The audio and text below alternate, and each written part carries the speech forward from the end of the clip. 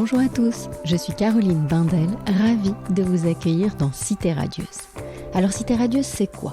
Une rencontre, une conversation avec des personnes venant d'horizons très divers, mais qui ont en commun de faire rayonner une ville, Marseille. Elles y vivent, y ont vécu, ou tout simplement l'aiment pour ce qu'elle a à offrir. Marseille est lumineuse, bouillonnante, arlequinée, agitée. On l'aime autant qu'on la déteste, parfois seulement.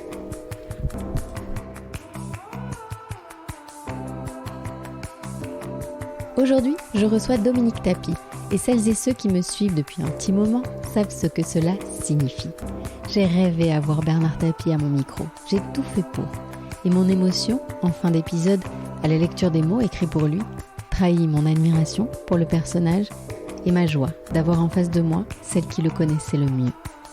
Sa vérité, Dominique Tapie l'a livrée dans un livre paru aux éditions de l'Observatoire, Bernard, la fureur de vivre.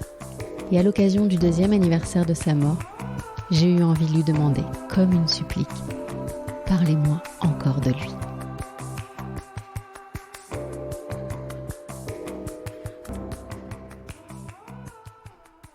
Dominique Tapie, bonjour.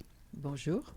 Je suis extrêmement heureuse de vous avoir au micro de Cité Radieuse, ce podcast dont la ligne directrice est Marseille.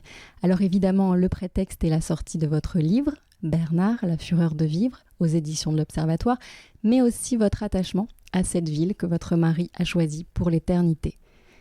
Dans mon introduction de ce podcast, je dis entre autres que Marseille est lumineuse, bouillonnante, agitée, qu'on l'aime autant qu'on la déteste, et je me dis que ces deux-là se sont bien trouvés. Ce podcast sera en ligne le 3 octobre, cela fera 2 ans que Bernard Tapie nous a quittés. Le moment de vous demander, Dominique Tapie, s'il vous plaît, parlez-moi encore de lui. Et parlez-moi encore de lui, c'est évidemment vous demander de me parler de vous. Comment allez-vous ? Je vais bien, je suis très occupée parce que avec cette série qui vient de sortir, j'ai beaucoup de médias qui viennent vers moi, qui veulent mon impression, mes avis. Et donc je suis forcée d'y répondre, et en y répondant, ça me replonge dans le tourbillon qu'a été ma vie avec Bernard. Et c'est un moyen aussi de remettre les choses en place. J'ai écrit ce livre, qui est un livre de thérapie, de mémoire, et une manière aussi de poser ma voix sur la sienne et de réhabiliter mon mari, qui a été trop longtemps décrié. J'ai une amie qui, il y a 2 jours, me dit « Mais en fait, tu es en train de devenir l'attaché de presse de ton mari. » Oui, qui aurait dit ça ? Moi qui n'aimais pas prendre la parole. Et maintenant, je veux vraiment que le vrai Bernard Tapie apparaisse. Et il apparaît dans ce que j'ai donné. Voilà, j'ai vraiment écrit avec Catherine Siguret, qui m'a énormément épaulée, comprise. Et j'ai livré beaucoup de choses personnelles, de situations. Je n'aurais pas pensé que j'étais capable de cette impudeur, mais voilà, c'est fait et j'assume. Alors c'est votre vérité et c'est ça qu'on aime, mais on va évacuer la question de la série, comme ça ce sera fait puisque vous en avez parlé. Vous disiez vous devenez l'attaché de presse de votre mari. Effectivement, vous racontez avoir été une femme plutôt discrète et dans la série pas du tout. Le personnage de Joséphine Japy est au premier plan, plonge dans les dossiers d'Adidas, de rachat, etc. On la sent très impliquée, c'était pas votre cas ? Absolument pas. Et je veux absolument rétablir les faits réels. Moi, j'ai jamais mis un œil dans les dossiers de mon mari, et vu la situation dans laquelle je me trouve avec ces millions de dettes, qui ne sont que des intérêts, je le rappelle, puisque la dette initiale a été remboursée, je veux vraiment que les gens se fassent une idée véritable, c'est-à-dire que moi j'étais une femme au foyer, ça me convenait parfaitement. Bernard était aux manettes et j'ai pas envie qu'il y ait d'amalgame entre mon rôle, qui a toujours été au second plan, et le rôle qu'on me porte à l'écran. Voilà, donc on rappelle que c'est évidemment une fiction, qu'il y a une part de vérité et voilà, des scènes inventées. Bien sûr, il y a des vérités, mais qui sont après brodé, c'est-à-dire que sur des faits réels, après, ils ont mis leur histoire. Mais je trouve ça dommage parce que, à la limite, la réalité était bien plus intéressante qu'une fiction. Et dépasser la fiction, même, Oui. on peut le dire. Oui. Et en fait, pour tout vous dire, je l'ai regardé et les images les plus émouvantes, évidemment, sont celles de fin, les vraies Évidemment. images. Moi Voilà. aussi. Qui m'ont fait pleurer, bien sûr. Est-ce que vous êtes heureuse, Dominique Tapie, de l'accueil qui a été réservé à votre livre ? Oui. Oui, je suis très contente. J'ai fait quelques salons et ça m'a permis d'aller au-devant de tous ces anonymes qui ont soutenu Bernard quand il était en prison, quand il y avait des mauvaises passes, quand il a été malade. On recevait des montagnes de lettres, de témoignages de sympathie, auxquels je répondais d'ailleurs. Et bien, toutes ces personnes viennent vers moi et elles ont... Comment vous dire ? Ça me nourrit. Toutes ces marques de sympathie. C'est très touchant. Voilà, c'est très touchant. Et je me dis que, quelque part, Bernard, son passage ici sur Terre n'a pas servi à rien parce qu'il a donné de l'espoir à beaucoup de personnes. Et ça me fait un réel plaisir de les rencontrer. Alors, dans votre livre, on en apprend davantage sur vous, votre passion pour la danse, notamment, pour les animaux, votre enfance ballottée entre 3 foyers et votre amour de la famille que vous aviez en commun avec Bernard Tapie et que vous n'imaginiez que clanique finalement. Oui, tous les deux, on était sur la même longueur d'onde. Oui, on était tous vent debout contre les agressions extérieures. Toute cette famille a fait cohésion et c'est ce qui l'a beaucoup aidé à tenir dans les moments difficiles. Alors, 52 ans de vie commune, vous avez épousé un homme et un destin. À quel moment avez-vous pris conscience que son destin, et donc le vôtre, avait basculé ? Parce que la réussite n'a pas été immédiate. Non, pas du tout. Pas du tout. C'est pour ça que, pour revenir à la série, c'est assez réducteur. De passage, je vends des télés et après je rachète, je ne sais plus quoi. Enfin bon. Les premières entreprises qui rachètent pour un franc. On n'arrive pas à s'y retrouver. J'ai d'ailleurs... toutes ces anciennes collaboratrices qui m'envoient des mots, mais c'est n'importe quoi. Elles s'insurgent. Bon, restons-en là. Disons que c'est, voilà, comme vous l'avez dit, une fiction. Il vaut mieux se plonger dans ce livre. Au moins, on sait que vous êtes celle qui l'avait le mieux connu. Où on en était. On en était. Donc, à quel moment avez-vous pris conscience que son destin et le vôtre avaient basculé ? Malheureusement, quand les affaires nous ont rattrapés. Voilà. C'est à ce moment-là que j'ai compris qu'on était indissociables l'un de l'autre, car j'avais une part dans ces sociétés, ce que j'ignorais. Et donc je me suis retrouvée emportée dans le tourbillon des affaires, malgré moi. On y reviendra un peu plus tard. Au début de votre relation, vous sentez dès le début qu'il rêve de réussite, de gloire peut-être même ? Non, je dirais pas de gloire, mais en tout cas, il voulait sortir de sa condition première, puisqu'il venait d'un milieu très modeste.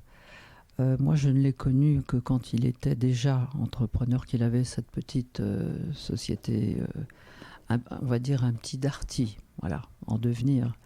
Donc, je ne l'ai connu qu'à cette époque. Mais c'est vrai c'était un homme de défis, qui aimait l'adrénaline, qui aimait le contact des gens, qui ne reculait devant rien. Au contraire, s'il y avait des difficultés, ça n'en était que plus excitant pour lui, exactement. Je voyais bien que c'était un touche-à-tout. Il avait une intelligence exceptionnelle, fulgurante. Il rentrait dans une boîte, il avait tout de suite trouvé ce qu'il fallait remettre en ordre. Et cette approche, c'était en lui, je pense. C'était en lui. Peut-être aussi, il a fait beaucoup de sport quand il était jeune. Et c'était un challenge, voilà. Toujours des challenges à relever. Alors, vous le disiez, c'était important que ce livre existe. Qu'est-ce qui a été à l'origine de ce projet ? Qu'est-ce qui vous a donné envie d'écrire ? Alors, c'est pas moi qui ai eu envie d'écrire, parce que comme je vous le disais, je suis quelqu'un de discret. Et c'est Jean-Louis Borloo qui m'a suggéré, c'est lui qui m'a logé, puisque je me suis retrouvée quasiment à la rue. Il m'a épaulé et il m'a suggéré d'écrire mon histoire d'amour avec Bernard et de donner ma vérité. Sur le moment, c'est vrai que ça ne m'a pas énormément emballée, parce que je savais que je devais me dévoiler, ce qui ne me plaisait pas. Mais comme je vous le disais, avec Catherine Siguret, je me suis vraiment sentie en confiance. J'ai fait un déroulé de ma vie, une introspection d'ailleurs. Ça m'a permis même de mettre des points sur des zones d'ombre que je n'avais même pas cherché à éclairer. Et voilà, ça s'est fait tout naturellement, en douceur. Quand j'ai relu avec elle, que le livre était en correction, j'étais même un peu gênée moi-même d'avoir lâché tellement de choses. Ah oui. Oui, c'était...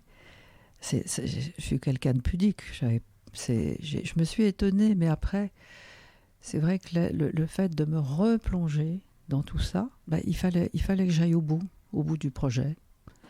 Et maintenant, je dois dire, je continue, puisque j'ai des retours, j'ai des personnes qui me disent, d'abord mes amis proches qui m'ont connu très jeune, m'ont dit, écoute, ce livre c'est vraiment toi, parce qu'on a l'impression de t'entendre parler. Donc déjà, il est réussi et il est vrai. Et des inconnus, comme je vous le disais, lors de signature, viennent et me disent, mais voilà, c'est tout à fait ce qu'on imaginait.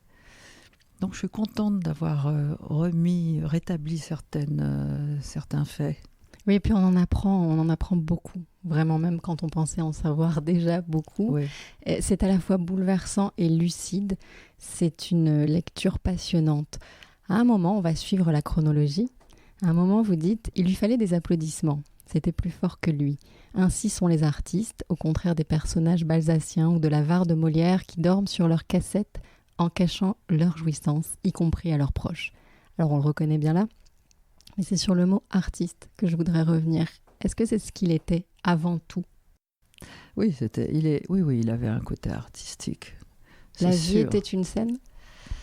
En tout cas, il savait se mettre en scène, ça c'est sûr. Il avait déjà compris, je pense, sans même l'analyser, mais que c'était important de communiquer.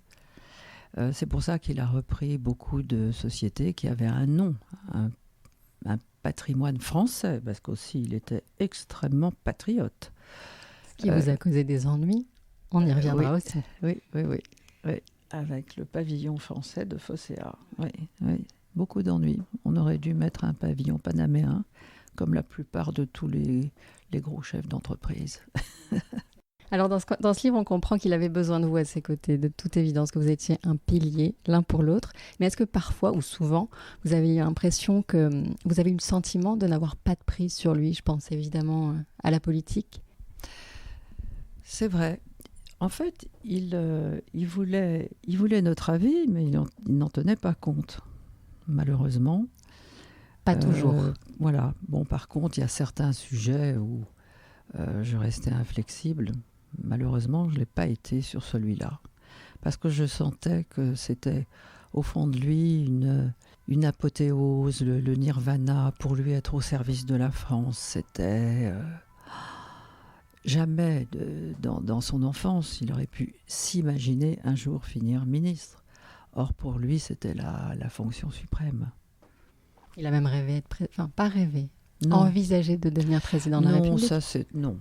On lui a laissé croire ? Franchement, non, moi je crois pas. Moi j'y crois pas d'ailleurs. Mais c'est surtout les médias qui ont monté tout ça en épingle. Et ça fait partie aussi de ce qui lui a porté préjudice. Bien sûr. En tout cas, nous à Marseille, dans une moindre mesure, on aurait rêvé l'avoir en tant que maire. Ah voilà, ça à la limite je vous l'accorde. Ça je pense qu'il aurait adoré. Dieu sait qu'il aime Marseille, qu'il aimait Marseille. Alors justement, nous allons y revenir. Ça évoque quoi spontanément pour vous, cette ville ? Alors, je vais vous dire, j'ai retrouvé quelques phrases dans son livre. Je suis né ailleurs, Marseille, la magnifique, la tchatcheuse, la passionnée, la charmeuse, qui ne donne son cœur qu'à ceux qui l'aiment. Cette ville-là était la mienne. Voilà. Et elle est restée puisque, voilà, Comme on il y disait, est pour l'éternité. Oui, oui, il y est pour l'éternité. Vous vous rendez une fois par mois sur sa tombe, à peu près. À peu près. Vous y avez vécu avec votre fille Sophie durant une période difficile dont vous parlez dans le livre. On ne s'étend pas, on invite juste celles et ceux qui nous écoutent à acheter votre livre. Il est merveilleux, encore une fois, je ne le dirai jamais assez. Est-ce que vous avez imaginé venir y vivre à nouveau ? Je ne sais pas, je suis indécise parce que je suis désolée, hein, mais je suis très parisienne. Ne soyez pas désolée. Parisienne, mais j'adore aussi Marseille. J'aime bien y aller. J'y séjourne très souvent puisque sa fille aînée Nathalie vit à La Ciotat, donc j'y vais très souvent. J'ai encore beaucoup de contacts. J'ai encore eu ce matin son ancien avocat Henri Bollet. Je suis très proche des Bigouins. J'ai Jean-Pierre Bernès au téléphone. Donc j'ai encore beaucoup d'attaches là-bas. En fait, je vais vous dire, si j'étais riche, j'aurais un pied-à-terre à Marseille. Voilà. Et là, je serais ravie. Et là, ce serait formidable. Mais c'est vrai qu'à Paris, j'ai quand même un peu de famille qui me reste, toutes mes amies, mes cours de danse. Bien sûr. Là, c'est très important. Alors, ça a un petit peu évolué, hein, parce que vous dites que vous n'en aviez pas trouvé à l'époque. Vous y avez... Mais c'est vrai. Voilà, séjourné avec Sophie. Depuis, vous inquiétez pas. Ouais. Et de très bons cours de danse. Alors, en préparant cet entretien, j'ai visionné des interviews que vous avez données, dont une dans laquelle on vous voit ému aux larmes en entendant la ferveur des supporters marseillais le Oui, ça, je 26 mai 93. Ça, je ne peux pas rester insensible parce que je pense que pour lui, c'était sa plus belle victoire. Alors, on rappelle que ce jour-là, l'OM a remporté la Ligue des Champions, à jamais les premiers. Ah oui, ça, je le dis, je le répète. Ouais. Et tant pis pour le PSG, parce que je suis parisienne, mais j'aime pas le PSG. Ah, ça c'est non. dit. Et vous savez que j'ai eu un dilemme 2-3 fois parce que l'OM rencontrait les Grecs. J'ai un grand-père grec. Oui, il y a une grande diaspora grecque aussi oui, à tout Marseille. À fait, oui. Et vous étiez tiraillés ces soirs-là ? Et Bernard me disait, non mais ne me dis pas que tu vas être pour les Grecs. Je dis, non, je suis pour Marseille, mais bon. Il ne faudrait pas quand même les ridiculiser. Non, mais vous avez aimé cette période. Vous racontez dans le livre, vous avez... Oui. Alors pour ce soir-là, cette occasion spéciale, vous aviez même acheté une belle robe bleue. Et puis au Vélodrome, vous y êtes allé souvent, vous vous êtes prise au jeu finalement. Ah mais complètement. Complètement, parce qu'il y a une telle ferveur. Pour moi, le stade, c'est le poumon de la ville. Comme le disait Bernard, il y a beaucoup de gens, beaucoup de personnes qui ont une vie pas très drôle. Et qui, à travers ce club, vivent, ils ont le cœur qui bat, il n'y a pas de blanc, noir, beurre, machin, ils sont tous fans de l'OM, et ça c'est extraordinaire, on ne peut pas rester insensible. Et beaucoup de Parisiens, que Bernard emmenait au match, restaient scotchés par cette ambiance. Moi je pense qu'à part le club de Naples, où il y a aussi une émulation comme ça entre les êtres, j'en connais pas d'autres. Est-ce qu'il y a des joueurs qui vous ont plus marqué que d'autres ? Bien sûr. Bien sûr, d'abord j'avais toujours des chouchous dans chaque équipe. Évidemment, le tout premier, c'était Jean-Pierre Papin. C'était extraordinaire, mais extraordinaire. Et puis c'est un gentil. Ensuite, j'avais, quand Papin est parti, chez les Italiens, je me suis focalisée sur Dimeco. Et je suis toujours en contact avec Eric. C'était vos chouchous ? Oui, c'était mes chouchous. Mais dans l'équipe cycliste aussi, j'avais un chouchou. C'était Jean-François Bernard. Ah oui, que Bernard Tapie a rencontré au tout début de sa carrière, qu'il a repéré presque. Oui, Parce qu'on n'en a pas parlé tout à l'heure, je fais comme si celles et ceux qui nous écoutaient connaissaient parfaitement la vie de Bernard Tapie, parce que j'ai l'impression que tout le monde connaît la vie de Bernard Tapie. Mais c'est vrai que j'aurais pu quand même rappeler qu'il a fait un peu tous les métiers. Il a commencé donc par vendre des télés, vous le disiez tout à l'heure. Il a été entrepreneur, évidemment. Il a chanté, animé des émissions de télé, de radio. Il a été député, ministre, patron d'équipe sportive. Et on sait que le cyclisme est une aventure qui l'a particulièrement réjoui. Bien sûr, il a dirigé l'Olympique de Marseille, mais il parlait souvent du cyclisme. Oui, d'abord, c'était un cycliste lui-même. Ouais. Moi aussi, d'ailleurs, je suis venue à vélo. C'est vrai? Ah oui, ça fait 30 ans que je fais du vélo dans Paris. Ah. C'était pas la mode, mais je continue. Et lui, étant un très bon cycliste, a eu cette idée, oui, encore un challenge. Bernard Hinault était blessé, il est allé le chercher en lui disant « chiche ». Et voilà, on connaît le résultat, plusieurs Tours de France gagnés. Il était un peu en désamour à ce moment-là, Bernard Hinault, et ça lui a pas trop plu non plus à Bernard Tapie. On brûle pas les icônes. Ah oui, Bernard détestait l'injustice. Et encore voilà, il avait été porté au nu, puis après on brûle les idoles qu'on a adorées. Et ça, il supportait pas. Au stade Vélodrome aujourd'hui, on peut y voir assez fréquemment votre fille, Sophie, votre petit-fils Rodolphe et son fils. L'OM est définitivement dans l'ADN des Tapis. Oh là là, dans notre cœur, à jamais, évidemment. Et tous les ultras. Vous savez, quand il y a eu la commémoration de la Coupe d'Europe à la mairie, j'ai revu à cette occasion tous nos anciens joueurs. Quel bonheur c'était de tous les revoir. Basile, évidemment, on n'en parle pas de Basile. Eh bien, tous ces ultras, ces winners, les virages, enfin, je ne peux pas vous dire, la vieille garde. Mais moi, ça m'émeut, parce qu'ils sont fantastiques. Sans eux, le club n'existe pas. Donc, il faut leur rendre un hommage vibrant. Et Bernard Tapie avait dit que leur hommage pendant son combat contre la maladie, c'était presque aussi fort qu'une séance de chimio. Exactement, ouais. exactement. Ils ont fait passer de la force au boss, dont on espère qu'une statue viendra agrémenter l'esplanade qui se trouve devant le stade Vélodrome. Ah oui, c'est en cours. Oui, je sais. Mon fils a lancé ce site. Oui. Donc il faut donner. Il faut aller sur la cagnotte et donner pour que ce projet aboutisse. Oui, parce que je trouve que quand même, c'est quand même dommage qu'il y ait rien. Il n'y a rien. Vous vous rendez compte qu'il y a un centre d'entraînement au nom de Dreyfus qui n'a fait que reprendre l'OM, et mon mari, il n'a rien. Pour le moment. Parce moment. que c'est une injustice et qu'on ne laissera pas faire, évidemment. Alors tout à l'heure, vous reparliez des affaires. On va finir là-dessus, puisque la justice ne vous a pas laissé tranquille suite au décès de votre mari. Ce qu'il croyait, il pensait qu'une fois qu'il l'aurait eu, lui, ça s'arrêterait. On comprend une fois encore en vous lisant et en suivant cette actualité judiciaire que l'inhumanité n'a pas de limite. Vous lui en avez voulu, dites-vous, puis vous lui avez pardonné. Cette vie folle et romanesque, vous ne la troqueriez pour rien au monde si c'était à refaire ? Ah non, je pourrais pas. Non, je pourrais pas. D'abord, j'ai eu une vie hors norme, comme avec un homme hors norme. Non. Vous vous rendez compte la vie que j'ai eue ? D'une intensité, j'ai été adorée, c'était passionnel. Il y avait aussi des grosses colères entre nous. Une vie de couple. Et évidemment, je ne regrette rien. Et concernant les affaires, que peut-on espérer pour la suite ? Écoutez, vous voyez, j'étais encore ce matin avec la collaboratrice de mon liquidateur. J'espère que le dossier va se refermer quand tous les actifs restants seront vendus et qu'on m'oublie. Ouais. Mais pour le moment, c'est pas le cas. Bon, j'ai ce livre qui me porte. On verra.